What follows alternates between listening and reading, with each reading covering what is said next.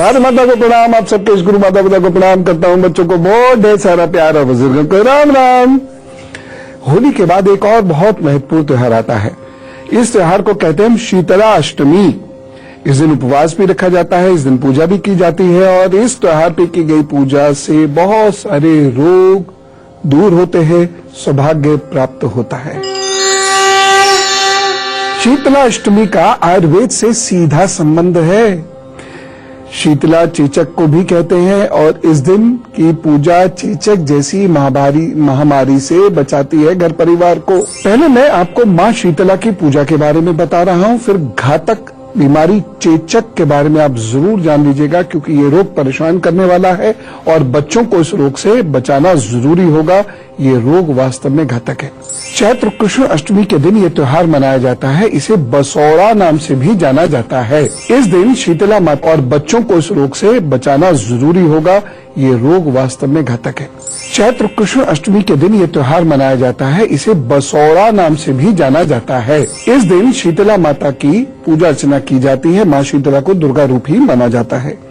इस दिन बासी भोजन का भोग लगाया जाता है। देखिए, सिर्फ यही एक दिन है जिसमें आयुर्वेद कहता है बासी भोजन खाने को, अन्यथा मैंने आपको अनेक बार बताया भी है आयुर्वेद का ये सिद्धांत कि भोजन सदैव ताजा ही खाना चाहिए, यानी फ्रिज में रखे हुए आटे से भी रोटी बना के खाने को आयुर्वेद मना करता है। लेकिन इस दिन बासी भोजन खाया जाता है। यूं तो भोजन बहुत सादे ही खाया जाता है, लेकिन चूंकि पर्व है और हम भारतीय पर्व को बड़े उत्साह उल्लास के साथ मनाते हैं और पर्व हो और खान पान की बात पूरी ना हो, तो इसलिए बहुत सारे घरों में मिठाई बनती है, पुआ बनता है, पूरी बनती है, दाल भात बनती है। ये सारी चीजें एक दिन पहले बनाई जाती हैं। इसलिए मैं आज आपको ये समझा रहा हूं, यानी 13 तारीख को आपको ये चीजें बनाकर रखनी और 14 तारीख को व्रत के उपरांत तब ये खाना है, यानी 14 तारीख को या सूर्योदय से पूर्व या सूर्यास्त के उपरांत। 14 तारीख को शीतला अष्टमी के दिन घर में चूल्हा नहीं जलाया जा सकता, बासी भोजन खाया जाता है, ऐसी मान्यता है। बहुत सारे लोगों ने इसमें बीच के रास्ते निकाल लिए हैं। वो क्या करेंगे, इस सप्तमी के दिन भोजन बना के रख देंगे, अष्टमी के दिन उसे थोड़ा सा खा लेंगे, बाकी ताजा खा लेंगे। ठीक है, हमारा तात्पर्य तो पूजा करने से है और पूजा जरूर कीजिएगा। शीतला अष्टमी का व्रत रखने से छोटी माता का प्रकोप नहीं होता, ठीक है ना। चिकन पॉक्स इसका प्रयोग, अब ये कैसे जुड़ा हुआ बताऊं, चिंता मत कीजिए। शीतला अष्टमी की जो लोग साधना आराधना करते हैं उन लोगों को मानसिक रोग नहीं पकड़ते। यह व्रत या इस व्रत की पूजा में शीतल पदार्थों को मां का भोग लगाया जाता है, यानी गर्मा गर्म बनाकर कुछ भी मां को दिया जाता है। इस दिन कलश स्थापित किया जाता है। इस दिन कलश का पूजन किया जाता है। शीतला माता के स्तोत्र का पाठ किया जाता है। माता का स्वरूप दिगंबर है और ये गधे पर आरूढ़ है, गधे पर आरूढ़ है। शूप, मार्जुनी और नीम पत्तों से इनका शरीर अलंकृत है। पूजा करने के बाद मोठ और बाजरा का बयाना निकालकर उस पर रुपया रखकर लोग अपनी सास को देते हैं। यदि सास से दूर हैं तो मंदिर में दे देते हैं और बुजुर्गों के चरण स्पर्श करके उनका आशीर्वाद प्राप्त करते हैं। इस दिन किसी वृद्धा को भोजन और वस्त्र अवश्य दिए जाते हैं, दक्षिणा के साथ, याद रखिएगा। बातचीत का सिलसिला तो चलता रहेगा, लेकिन 4 लोग हैं ना, दिन बिताना चाहते हैं, कैसे क्या गुजरेगा जानना चाहते हैं, तो उनकी बात मेष विषय में तो कर कहा। मेष राशि, मन थोड़ा व्याकुल रहेगा और इस दिन अस्वस्थ महसूस कर सकते हैं। आपके कार्यों में अवरोध भी आते दिखाई दे रहे हैं। एक सावधानी जरूर रखिएगा। इस दिन भोजन के प्रति बहुत सचेत रहना होगा, अन्यथा स्वास्थ्य गड़बड़ हो जाएगा। उपाय क्या करेंगे, हनुमान चालीसा का पाठ कीजिए, काम पर चले, प्रभु सब अच्छा करेंगे। वृषभ राशि, हृदय प्रसन्नचित रहेगा, सुख की अनुभूति रहेगी। सावधानी क्या रखनी है, वृद्ध जनों को कष्ट न पहुंचाएं। उपाय, सफेद वस्त्र पहनिए, काम पर चलिए, प्रभु सब ठीक कर देंगे। मिथुन राशि, कार्यों में उत्साह है इस दिन और शत्रु आपका मित्रवत व्यवहार करेंगे, लेकिन फिर भी भरोसा नहीं। अपने कागज पत्र बिल्कुल संभाल के रखिएगा, अपनी कीमती चीजें संभाल कर रखिएगा। इस दिन एक सावधानी बरतनी बहुत जरूरी है और इस दिन की सावधानी है सौम्यता। वाणी में बहुत सौम्यता होनी चाहिए, नहीं तो बनता हुआ कार्य बिगड़ सकता है। उपाय क्या करेंगे, हरा रुमाल पास रखिए या हरे कपड़े पहन सकते हैं तो पहन लीजिए, सब अच्छा करेंगे प्रभु। कर्क राशि, इस दिन मन अस्थिर रहेगा, विचारों में चंचलता रहेगी, कल्पना की दुनिया में खोए रह सकते हैं और भावुक होकर कोई गलत निर्णय भी ले सकते हैं। ध्यान रखिएगा। एक बात जो मैं हमेशा से कहता हूं, आज फिर दोहरा रहा हूं आपसे, और वह बात क्या है कि जब बहुत खुश हो तो दीजिए नहीं, और जब बहुत भावुक हो तो मांगे मत। प्रतिष्ठा दोनों में जा सकती है, ठगी भी हो सकती है। खैर, मैं अब आपको एक सावधानी बताता हूं। सावधानी यह है कि आपको इस दिन गरिष्ठ भोजन से बचने की जरूरत है, नहीं तो स्वास्थ्य थोड़ा गड़बड़ हो जाएगा। उपाय क्या करें? मन को शांत रखने के लिए, स्वास्थ्य को अच्छा रखने के लिए ऐसे करके जप कीजिए, काम पर लग जाइए, सब अच्छा होगा। बहुत सारे बच्चे जो हैं, जो अभी अभी पेरेंट्स बने हैं, चूंकि ये बुजुर्गों से दूर रहते हैं, इसलिए इन्हें तो पेरेंटिंग के सूत्र और भी गहराई से समझने की जरूरत है। हमारे बुजुर्गों को तो बहुत सारी चीजें अनुभव से पता होती हैं, इसलिए बुजुर्गों के अनुभव का हमेशा स्वागत करना चाहिए और उन्हें सर आंखों पर बिठाना चाहिए। खैर, मैं आपको इसी वजह से कुछ लक्षण बता रहा हूं, क्योंकि आने वाले समय में आप बहुत देखेंगे इस बीमारी को फैलते हुए, इसलिए कुछ लक्षण मैं आपको समझा दे रहा हूं, फिर कुछ उपाय भी बताऊंगा और आप सतर्क होकर रहिए, फिर सब ठीक रहेगा। प्रभु कोई बाधा होने नहीं देंगे, आप चिंता मत कीजिए, बस लक्षण लेकिन समझ लीजिए। चेचक का रोग अक्सर उन बच्चों को हो जाता है जिनके शरीर में गर्मी बहुत होती है। बहुत बच्चे ऐसे होते हैं जो अंदर से अंदरूनी गर्मी का शिकार होते हैं। इनको टॉयलेट भी बहुत ज्यादा आता है, दस्त बहुत जल्दी जल्दी लगते हैं, फुंसियां बहुत जल्दी जल्दी होती हैं और चेचक होने की संभावना भी रहती है। दूसरी चीज, इस रोग के फैलने का कारण होता है वायरस, और गंदगी इसका सबसे बड़ा कारण बन जाती है। इसलिए भारतीय संस्कृति और परंपरा में हमेशा से, आज से नहीं, 6,000, 7,000, 8,000, 10,000, 20,000, जितना भी पहले आप जाएंगे, आपको लगातार यही पढ़ने को मिलेगा, स्वच्छ रहिए, क्योंकि वायरस गंदगी से फैलता है और इसके जीवाणु आपकी उंगलियों वगैरह में घुस जाते हैं, थूक में, मल मूत्र में, नाखूनों में ये पाए जाते हैं और आप पर ये असर करना शुरू कर देते हैं और इसका इन्फेक्शन बहुत जल्द लगता है। जब ये रोग होता है तो शरीर का तापमान बढ़ जाता है। इस रोग के पहले बेचैनी बहुत होती है, अजीब सी बेचैनी होती है, और एक चीज का आप ध्यान रखें, नींद में जमाइयां बहुत आती हैं। पूरे शरीर में अजीब सा दर्द बढ़ता चला जाता है और दर्द बढ़ने के साथ साथ हल्के फीवर के साथ साथ, जमाइयों के साथ साथ लाल लाल दाने निकलने लगते हैं। जरूरी नहीं है कि बुखार पहले आ जाए, हो सकता है लाल दाने निकलने के बाद भी आए, लेकिन बाकी चीजें होनी शुरू होंगी। एक अजीब से बेचैनी, खुजली, ये सब होने लगेगी।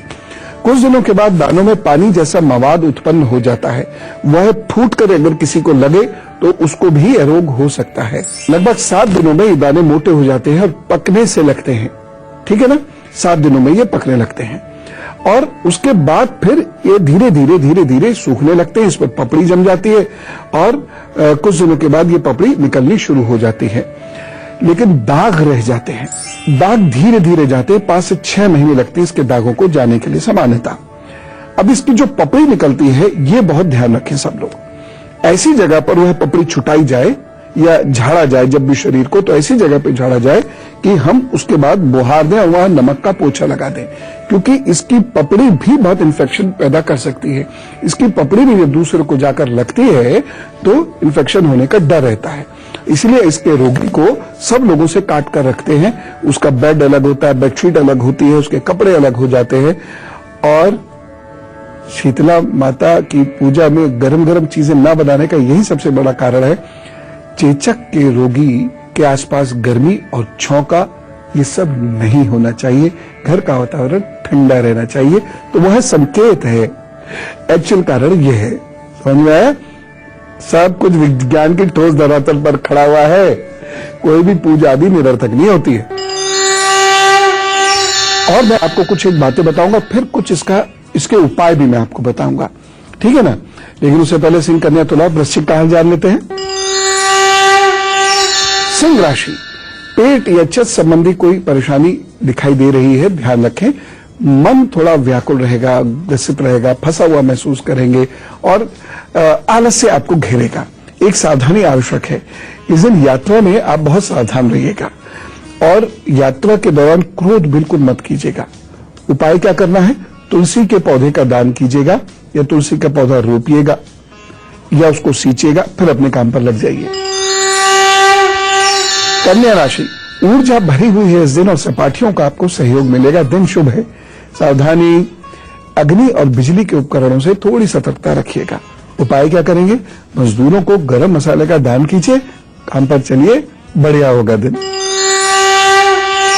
तुला राशि, भाषा शैली के कारण समस्या हो सकती है और गले में कष्ट के योग बनते हैं। सर का भी आपको थोड़ा ध्यान रखना होगा।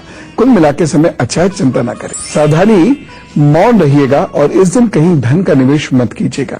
उपाय क्या करना है? श्री नमः का जप करिए, प्रभु सब अच्छा करेंगे। वृश्चिक राशि, कठिन मेहनत से लाभ हो सकता है। प्रतिष्ठा में वृद्धि के योग भी दिखाई दे रहे हैं। एक सावधानी बरतनी बहुत जरूरी है।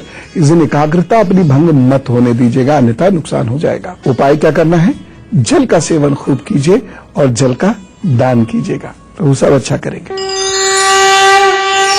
हमने मां शीतला को समझा, चेचक को समझा, लक्षण आदि को समझ लिया है, उपाय भी जान लेते हैं। चलिए लिखिए, इसको भी लिख के रख लीजिए, कहीं आपके किसी अन्य के काम आएंगे। देखिए वैसे भी ये ज्ञान तो विलक्षण ज्ञान है इस भारत की धरती का, भारत की मां का। इसको दुनिया में इसका प्रचार प्रसार किया कीजिए, बताया कीजिए, चर्चा कीजिए। एक उपाय है गूलर की जड़ का। आपको क्या करना है कि 15-20 मिलीमीटर रस उसका गूलर की जड़ का निकाल लीजिएगा और 2-3 ग्राम मिश्री के साथ उसको मिलाकर खाइए।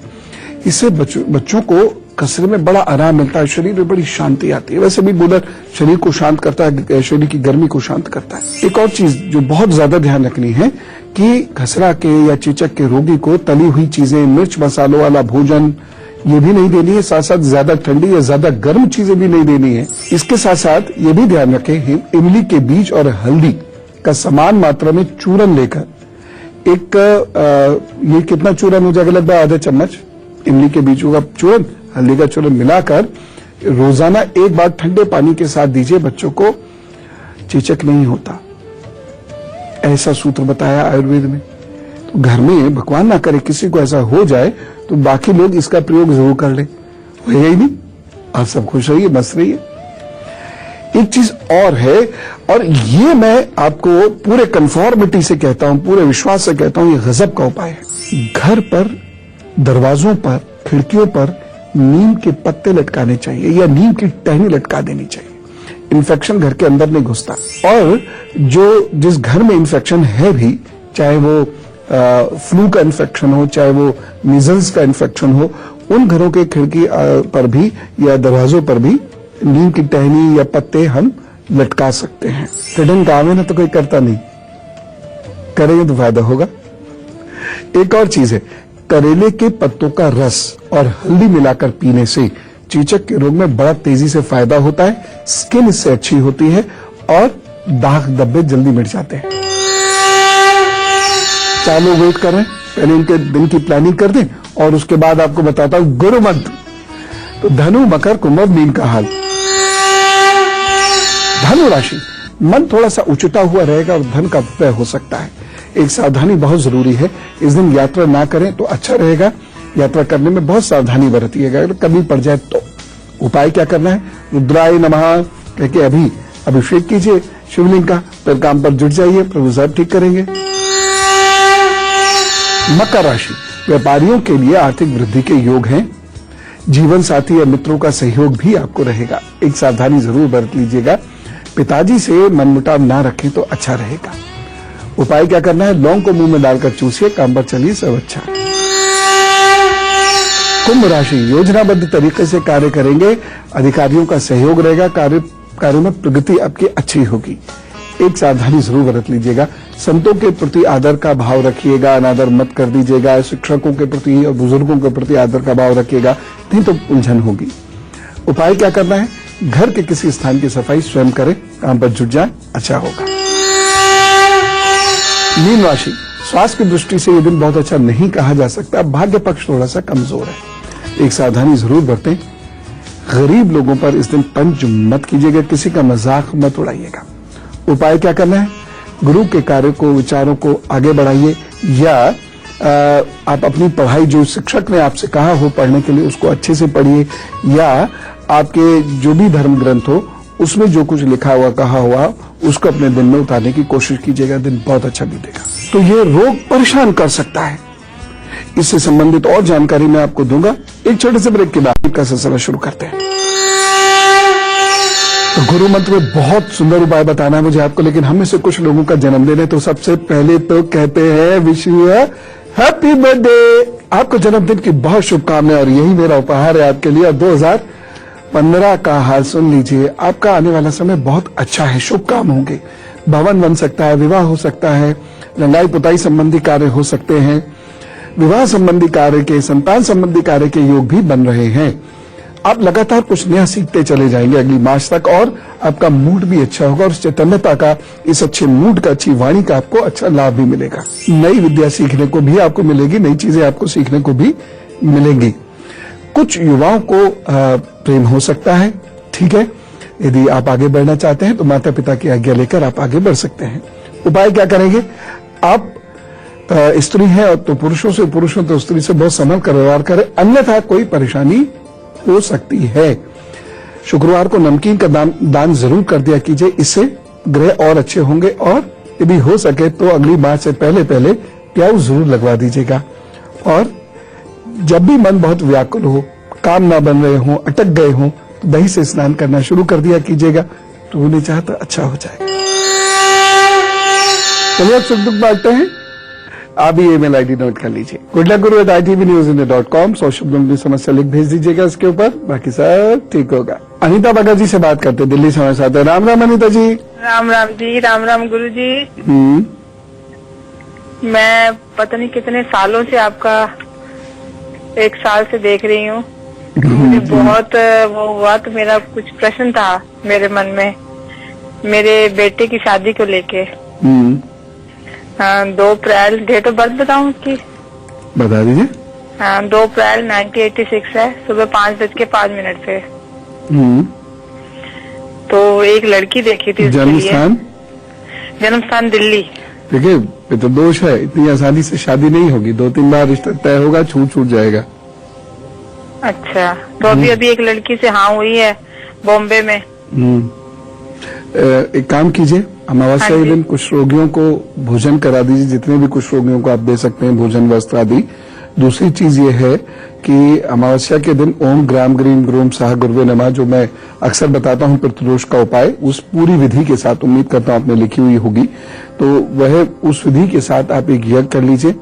और मैंने अभी बताया था गणपति पूजा के बारे में, मोदक का यज्ञ करके जो पूजा करते हैं, वह 3 कर लीजिए, नहीं तो विवाह होने में बहुत बाधाएं आएंगी, और होएगा भी उसके बाद भी बहुत बाधाएं रहेंगी, उसमें टेंशन बहुत रहेगी। ये दोनों उपाय कर लीजिए हफ्ते 10 दिन के अंदर, उसके बाद करिए, आगे सब ठीक होगा। और चलिए अब जानते हैं गुरु मंत्र। अब ध्यान से सुनिए। मीजल्स के लिए या चिकन पॉक्स के लिए, खसरा के लिए, शीतला के लिए 2 विषाणु बड़े उत्तरदायी हैं। एक तो वायरोला मेजर और वायरोला माइनर। इस रोग के विषाणु त्वचा में जो ये पतली पतली सी रक्तवाहिनी होती है ना, यहाँ पर, मुंह, गले, इस पर असर दिखाती हैं, खुजली देती हैं, फुंसी आती है। मेजर जो है, इसमें मेजर विषाणु बड़ा घातक होता है, मारक होता है, और इसकी वजह से वर्ल्ड हेल्थ ऑर्गेनाइजेशन के जो डाटा है, 30-35% तक इससे मृत्यु हो जाती है। मेजर बहुत रेयर होता है अब तो, और इसके चलते चेहरे पे दाग धब्बे आते हैं, आंखों में हो जाए तो अंधापन जैसी समस्याएं भी हो जाती हैं। माइनर विषाणु जो ज्यादा फैलता है आजकल, उससे मृत्यु नहीं होती है।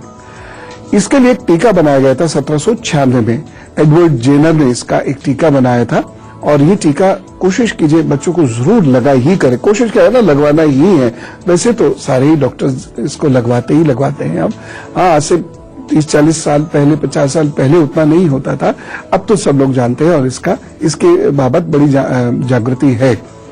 इस रोग और इसके निवारण की जानकारी लेकिन भारतीय सभ्यता और परंपराओं में बहुत पहले से थी। 3200 वर्ष पूर्व भी ऐसे कुछ प्रमाण मिले हैं कि इस प्रकार से रोग होता था, और नीम से, गिलोय से उसका इलाज किया जाता था। तो जो लोग सामान्यतः नीम के पत्तों का सेवन करते रहते हैं, या यदा कदा नीम के पाउडर का सेवन करते रहते हैं, उनको रक्त की वह शुद्धि नहीं होती, और वह वायरोला वायरस से बचते रहते हैं, उनको ज्यादा ये प्रभावी नहीं होता। फिर भी बच्चों, खास तौर से मैं आपसे कहना चाहूंगा, ध्यान रखिएगा जहां भी किसी के भी खसरा हो उससे थोड़ा डिस्टेंस बना के रखना जरूरी होता है, तकरीबन 15 दिन के लिए। कल पेरेंटिंग पर आपको एक बहुत बढ़िया टिप्स दूंगा, लेकिन फिलहाल आप खुश रहिए।